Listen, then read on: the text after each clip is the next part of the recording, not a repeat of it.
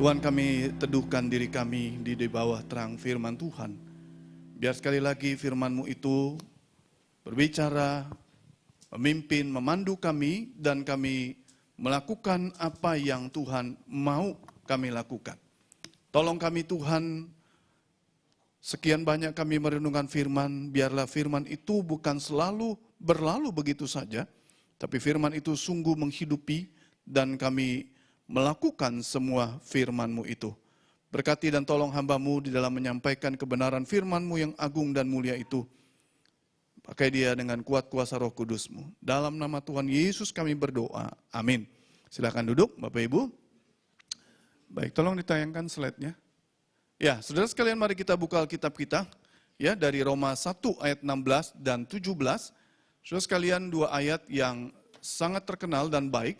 Saya percaya kita sudah tahu bagian ini, kita baca sama-sama ya. Roma 1 ayat 16 dan 17. 1, 2, 3. Sebab aku tidak malu terhadap Injil, karena Injil adalah kekuatan Allah yang menyelamatkan setiap orang yang percaya. Pertama-tama orang Yahudi tetapi juga orang Yunani. Sebab di dalamnya nyata kebenaran Allah yang bertolak dari iman dan memimpin kepada iman. Seperti ada tertulis, orang benar akan hidup oleh iman. Saudara sekalian, pernah gak kita, saudara sekalian, membayangkan ya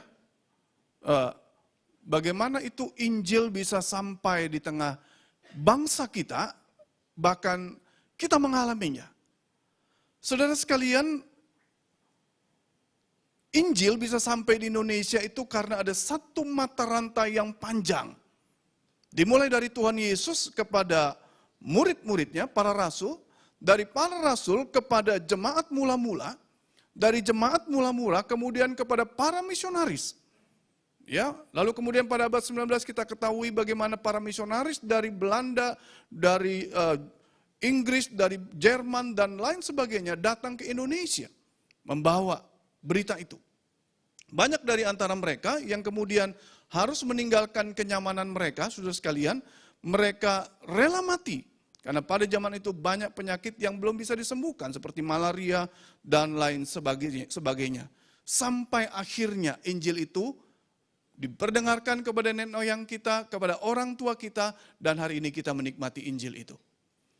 Saudara sekalian, pertanyaannya adalah, apa yang terjadi jika Injil yang pertama itu diberikan kepada rasul tidak pernah ya diberitakan dan tidak ada yang mau memberitakan Injil itu?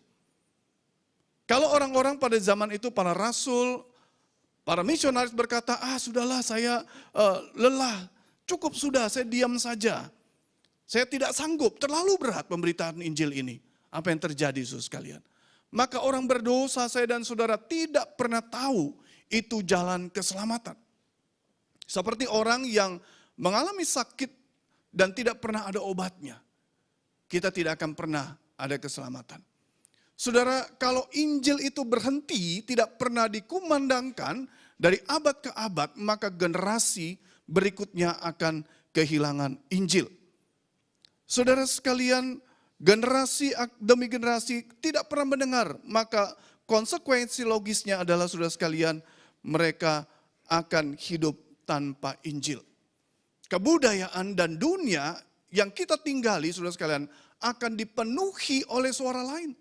Suara politik, suara hiburan, suara ideologi lain, karena tidak ada berita Injil yang pernah diperdengarkan. Banyak orang akan berakhir tanpa Kristus untuk selama-lamanya. Karena apa? Karena tidak ada satu jaminan keselamatan dan hidup yang kekal di luar iman kepada Tuhan Yesus. Ini pasti. Dan apa? Gereja kehilangan tujuan utamanya. Saudara sekalian, orang percaya itu dipanggil bukan sekedar dia menyembah Tuhan secara internal, tetapi dia juga dipanggil keluar, diperintahkan keluar untuk membawa Injil. Dan apa yang terjadi juga? Orang percaya akan hidup egois untuk kenyamanannya sendiri. Saudara sekalian, inilah gambaran sekilas jikalau Injil itu tidak pernah dikumandangkan dari waktu ke waktu dan hanya berhenti pada diri orang-orang percaya. Saudara, bacaan yang tadi kita baca itu diambil dari kitab Roma. Kitab Roma, saudara sekalian, itu ditulis oleh Paulus, tetapi Paulus nggak pernah ke kota Roma. Orang-orang di kota Roma, saudara sekalian, itu ada orang yang bertobat, diperkirakan, saudara sekalian, karena pertobatan yang terjadi di Kisah Rasul pasal 2. Orang dari berbagai macam tempat kumpul di Yerusalem, kemudian Roh Kudus turun, berita Injil tersebar ke seluruh penjuru, termasuk di kota Roma. Nah, saudara, Injil ini, Paulus ingin sekali datang ke kota Roma, tetapi tidak ada kesempatan. Paulus ingin datang ke kota Roma, menjadikan kota Roma itu, jemaat Roma, sebagai basis pemberitaan Injil ke Spanyol dan daerah-daerah Eropa lainnya. Nah, saudara sekalian, ini gambaran sekilas tentang kitab Roma. Sekarang pertanyaan kita ketika kita membahas Injil tadi di dalam Roma 1 ayat 16 dan 17. Apa arti kata Injil? Saudara, kita sering dengar istilah ini ya. Saudara sekalian, kita cuma taunya biasanya evangelion, good news, kabar baik, good tidings for you, dan lain sebagainya. Saudara, tetapi tahukah kita bahwa sebetulnya berita evangelion itu sudah dipakai jauh sebelum Alkitab mencatat untuk gunakan bagi Injil. Apa itu saudara sekalian? Berita kemenangan militer. Saudara, pada zaman dulu ketika satu negara atau kerajaan berperang dengan kerajaan lain, maka dari medan peperangan itu akan ada seorang yang lari keluar menghadap raja, memberitahukan rakyat di kerajaan itu bahwa kami sudah menang, kita sudah menang. Musuh itu sudah ditaklukkan. Itu artinya Injil, kabar baik. Saudara, istilah ini kemudian dipakai oleh para penulis Alkitab karena sudah dikenal, saudara sekalian, untuk memberitakan apa? Memberitakan kabar baik Yesus Kristus yang sudah menang atas dosa, maut, dan kuasa jahat. Yesus berperang mengalahkan kuasa maut, kuasa dosa, dan orang berteriak, Injil, evangelion, saudara sekalian. Saudara sekalian, Injil itu, saudara sekalian, adalah sebuah berita tentang apa? Kemenangan Yesus atas dosa dan maut.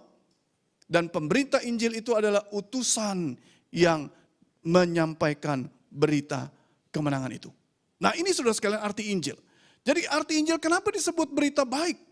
Karena memberitakan tentang Yesus yang menang atas dosa, maut, dan kuasa jahat. Yesus yang menang atas kematian. Yesus yang menang memberikan kehidupan. Nah, saudara sekalian, bagaimana saudara sekalian sikap Paulus terhadap Injil? Nah, ini dia yang tadi kita bahas. Saudara sekalian, di dalam Injil 6 ayat 16a dikatakan, sebab aku tidak malu terhadap Injil. Saudara sekalian, tidak malu terhadap Injil di dalam Alkitab Bapak Ibu yang masih pakai terjemahan baru 1, itu dikatakan, aku memiliki keyakinan yang kokoh terhadap Injil. Kenapa berbeda, saudara sekalian? Enggak berbeda, sebenarnya saling melengkapi, saudara sekalian ya. Tetapi sebenarnya yang lebih tepat itu adalah aku tidak malu. Saudara, apa arti malu di situ, saudara sekalian? Malu pada zaman itu, saudara sekalian, digunakan dia itu orang yang hatinya tersiksa, perasaannya sakit, ya. Orang yang malu itu digambarkan adalah orang yang tidak bisa berdiri tegak kepalanya menghadapi atau menjalani kehidupan sehari-hari karena dia dianggap melakukan sesuatu kejahatan dan kebodohan. Sehingga dia tidak punya muka untuk kemudian berdiri tegak, saudara. Itu arti malu. Jadi kalau Paulus bilang, aku tidak malu, artinya apa? Aku tidak sakit hati. Aku tidak kemudian tersiksa batinku ini, dan aku tidak kemudian tidak bisa menegakkan kepalaku menjalani hidup ini. Dalam arti apa? Terhadap Injil, saudara sekalian. Ya, saudara sekalian, Paulus pernah berkata, Injil itu bagi orang Yahudi itu adalah suatu batu sandungan. Dan bagi orang orang bukan Yahudi atau Yunani itu adalah sebuah kebodohan. Apa artinya? Saudara, Injil bagi orang Yahudi itu skandalon. Skandal. Saudara tahu arti skandal? Perbuatan yang memalukan. perbuatan yang memalukan. Jadi bagi orang Yahudi, berita Injil itu adalah hal yang batu sandungan, memalukan. Kenapa demikian? Saudara sekalian, orang Yahudi itu percaya bahwa Mesias itu akan datang dengan kemegahannya, kebesarannya, keagungannya, dan dia akan memerintah bangsa Yahudi secara jasmani. Tetapi Yesus datang di kandang domba, di dalam kelemahan. Dia tidak punya tempat tinggal, dia bahkan mati di salib. Ini satu kebodohan, satu hal yang memalukan, satu batu sandungan. Bagi orang Yahudi, saudara sekalian, orang mati di kayu salib itu adalah kutuk. Tuhan mengutuk dia karena dia adalah orang jahat. Yesus itu tidak mungkin dia adalah juru selamat, dia adalah orang yang dikutuk Allah. Ya, saudara sekalian, bagi orang Yahudi, orang seperti Yesus ini mati itu adalah tanda kegagalan. Bagaimana bisa percaya kepada pribadi yang demikian? Ini memalukan. Bagi orang Yunani bagaimana? Orang non-Yahudi. Saudara, orang non-Yahudi atau orang-orang Yunani itu menggunakan hikmat, mencari hikmat dan rasionalitas dalam hidup mereka. Kalau saudara suka baca sejarah orang-orang Yunani, saudara sekalian, mereka itu kumpul bicara filsafat, bicara hikmat, saudara sekalian, satu dengan yang lain. Mereka belajar filsafat, belajar hikmat dari guru-guru. Nah, jadi waktu mereka dengar Juru selamat atau Allah mati di kayu salib, ini bukan hikmat yang benar ini. Ini bukan sesuatu yang masuk akal. Enggak mungkin Allah mati. Bagi orang Yunani saudara sekalian, percaya hanya kepada satu Allah, Allah Tritunggal, itu adalah kebodohan. Kebodohan saudara sekalian. Bahkan apalagi dikatakan Yesus mati. Dan bagi orang Yahudi, orang Kristen itu kanibal. Kenapa kanibal? Karena Yesus katakan, inilah darahku, ini kan dagingku. Perjamuan kudus begitu ya. Orang Yunani itu nggak bisa terima hal itu. Nah saudara sekalian, tapi menariknya saudara sekalian. Bagi Paulus, Injil itu bukan sesuatu yang memalukan. Aku tidak sakit hatiku ini, aku tidak kemudian kecewa, aku tidak kemudian merasa menderita. Ya, karena Injil saudara sekalian. Saudara sekalian, Paulus bangga terhadap Injil, meskipun kalau kita lihat di dalam kisah Alkitab saudara sekalian, bagaimana Paulus itu menghadapi banyak ancaman, dia ditolak, dia menghadapi bahaya fisik. Dia didera, dia difitnah, dihancurkan nama baiknya. Saudara sekalian, tetapi dia tidak pernah malu. Dia tidak pernah sakit hati atas Injil yang dia beritakan itu. Ini luar biasa. Ya. Saudara sekalian, ketika orang Kristen alami penderitaan karena nama Yesus, seringkali bukankah kita ini bersungut-sungut, bukan? Kemana Tuhan, kenapa saya sudah susah melayanimu, tetapi Tuhan berikan saya penderitaan yang berat. Tapi Paulus tidak pernah mengalami hal itu, saudara sekalian. Dia tidak pernah terpikir akan pikiran yang demikian. Saudara sekalian, dia tidak malu. Kenapa? Karena dia punya keyakinan yang kokoh kepada Injil itu. Dan keyakinan yang kokoh itu saudara sekalian membuat dia tidak pernah malu sedikit pun terhadap Injil, saudara sekalian.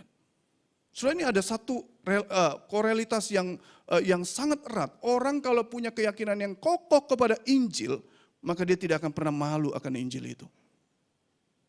Tapi kalau dia tidak punya keyakinan yang kokoh, dia akan malu terhadap Injil itu. Saudara bicara mengenai pemberitaan Injil, saudara sekalian. Ini nggak keluar, saudara ya. Coba tolong dibalikin, dibantu. Ya, saudara sekalian, ini nggak keluar ya.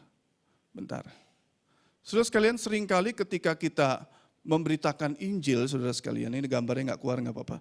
Saudara sekalian, apa sih alasan kita seringkali? Aduh, saya nggak berani, saya sungkan, nggak enak, aduh takut Pak, jangan dah. Dan lain sebagainya, kita tidak pernah saudara sekalian membuka mulut kita.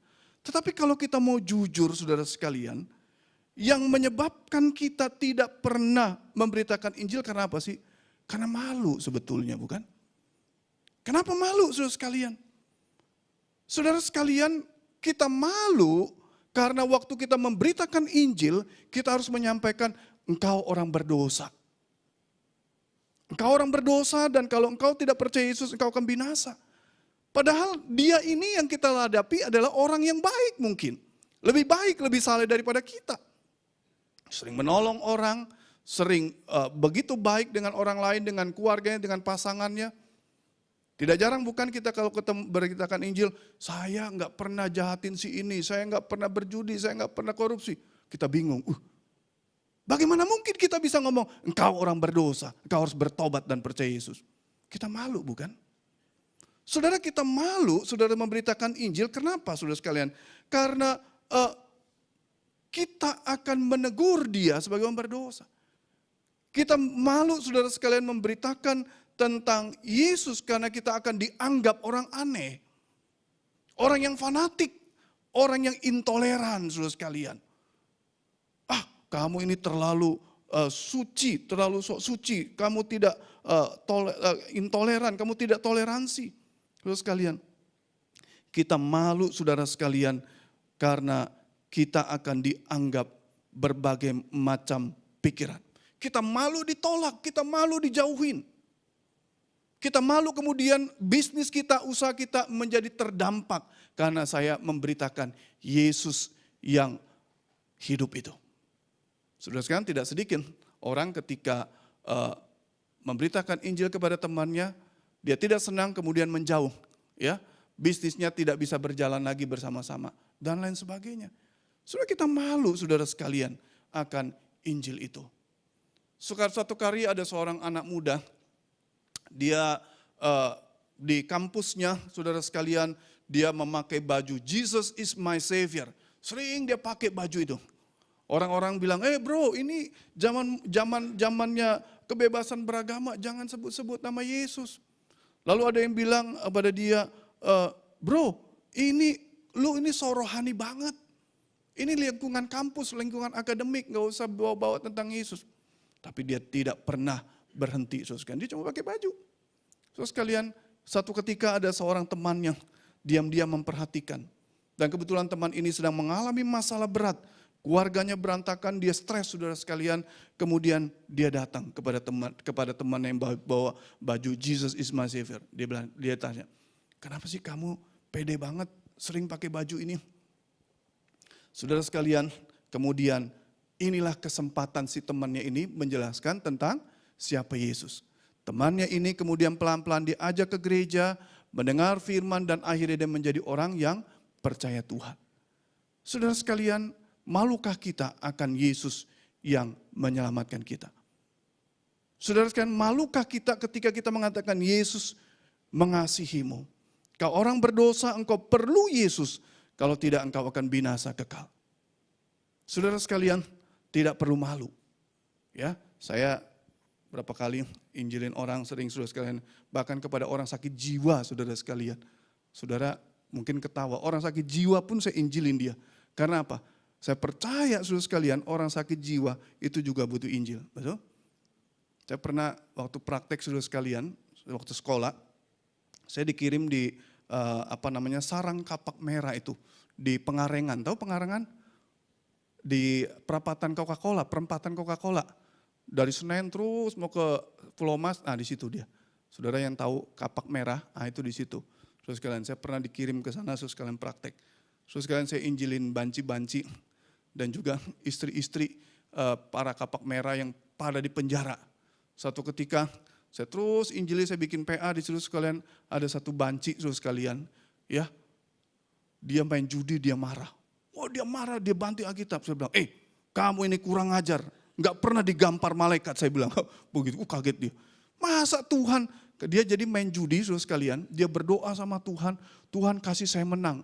Nggak taunya dia kalah. Dia marah saudara sekalian. Dia salah orang, saya bilang ya. Ketemunya saya marahin dia. Saya bilang, kamu ini enggak dihukum Tuhan, enggak mati pun kau sudah bagus, saya bilang ya. Akhirnya dia menangis saudara sekalian. Singkat cerita, ketika saya mau perpisahan, dia ngomong, kak, saya mimpi semalam mencium kakak. Saya bilang, najis, saya bilang. Najis, saya bilang, enggak boleh kamu, kenapa cium? Iya saya kalau sudah suka sama orang, lihat di mobil, saya kebawa mimpi, bilang najis, saya bilang, enggak boleh, saya bilang. Nah, itu pengalaman yang Tuhan izinkan. Tetapi yang mau saya bagikan apa saudara sekalian? Kita nggak perlu malu sekalian kepada Injil. Bahkan kepada siapapun saudara sekalian, kita nggak perlu malu. Karena di situ saudara sekalian orang butuh akan Injil saudara sekalian. Saudara sekalian itu yang pertama. Yang kedua saudara sekalian, pandangan Yesus Paulus terhadap Injil bagaimana? Injil adalah kekuatan Allah. Dinamit saudara sekalian. Injil itu adalah kekuatan Allah, artinya apa? Dia adalah sesuatu yang memiliki daya ledak, memiliki kekuatan yang luar biasa. Yang dapat menyelamatkan. Soteria itu sekalian memberikan hidup yang kekal, memberikan jaminan rasa aman. Ya, soteria juga artinya membebaskan saudara sekalian. Bahkan memberikan kesehatan jiwa. Itulah Injil saudara sekalian. Dia memiliki kekuatan yang begitu luar biasa. Karena apa? Kepada siapa? Kepada setiap orang. Saudara, Injil kekuatan Allah artinya apa sih saudara sekalian? Ya. Saudara, ketika di dalam berita Injil itu ada kekuatan Allah yang inherent, yang melekat kepada dia. Waktu kita memberitakan Yesus saudara sekalian, maka kita memberitakan kekuatan Allah dan kekuatan Allah ada di dalam pemberitaan itu. John Calvin pernah ngomong apa? Kapan saja ketika Injil diberitakan, maka itu artinya seperti Allah sendiri yang sedang bicara di tengah kita. Kenapa? Karena Injil itu kekuatan Allah. Dia bukan sekedar tulisan mati, huruf-huruf mati yang bisa menambah pengetahuan, bisa menambah wawasan. Tidak. Tetapi ini ada kekuatan Allah di dalamnya, saudara. Ini adalah perkataan Allah sendiri, ini adalah akan kehendaknya Tuhan sendiri. Karena itu dia punya kuasa, dunamis saudara sekalian, dan bisa memberikan jaminan keselamatan. Oh saudara sekalian, ini luar biasa. Ya. Injil itu punya kuasa untuk merampas manusia berdosa daripada apa? Kematian akibat sengatan dosa. Injil saudara punya kuasa untuk membebaskan manusia dari ketakutan, dari keterpurukan, dari kekhawatiran, dari kesombongan, dari kejahatan, dan berbagai macam yang bisa kita runutkan. Injil punya kekuatan. Dan ketika saya dan saudara menyampaikan Yesus kepada orang, maka di situ seperti Tuhan sedang bicara sendiri kepada mereka. Saudara, ada yang pernah dengar nama ini, Teddy Hung? Ya, dia adalah seorang pemimpin triad, ya, itu geng besar di Hong Kong. Saudara sekalian, dia memiliki 14.000 anak buah di Hong Kong. Dan jaringannya saudara sekalian itu tersebar di seluruh dunia. Saudara, dia menjalankan bisnis prostitusi, narkoba, perjudian, diskotik, dan saudara sekalian itu jaringannya sampai ke seluruh dunia. Saudara sekalian diperkirakan bisa mencapai 1 juta anggota. Saudara, Teddy Hung ini dikatakan punya berapa puluh istri. Istrinya itu artis-artis Hong Kong yang cantik-cantik. Saudara, tetapi dia punya satu pergumulan hidup yang tidak pernah dia bisa selesaikan. Apa yang terjadi? Dia kalau malam gak pernah bisa tidur saudara sekalian. Berapa kali dia mau coba bunuh diri? Saudara bayangin, saudara gak tidur atau kurang tidur aja rasanya nyut-nyutan tuh kepala, mau pecah gitu ya. Tapi dia berhari-hari gak bisa tidur. Mau tidur gak bisa-bisa, saya gak kebayang gimana itu dia. Istri-istrinya menghibur, teman-temannya menghibur, dia tidak pernah bisa tidur. Suatu ketika ada satu pendeta mendengar masalah dia, saudara, coba datang ke dia. Diusir saudara sekalian, tapi pendetanya kasih sebuah Alkitab. Saudara sekalian, dia kemudian satu malam di dalam stresnya saudara sekalian, dia coba lihat Injil, dia gak terlalu tertarik, dia tantang Tuhan begini. Tuhan, kalau engkau ada, kasih saya tidur. Saudara, gak lama dia tertidur. Bangun pagi dia kaget, saya bisa tidur. Tuhan ini ada ternyata.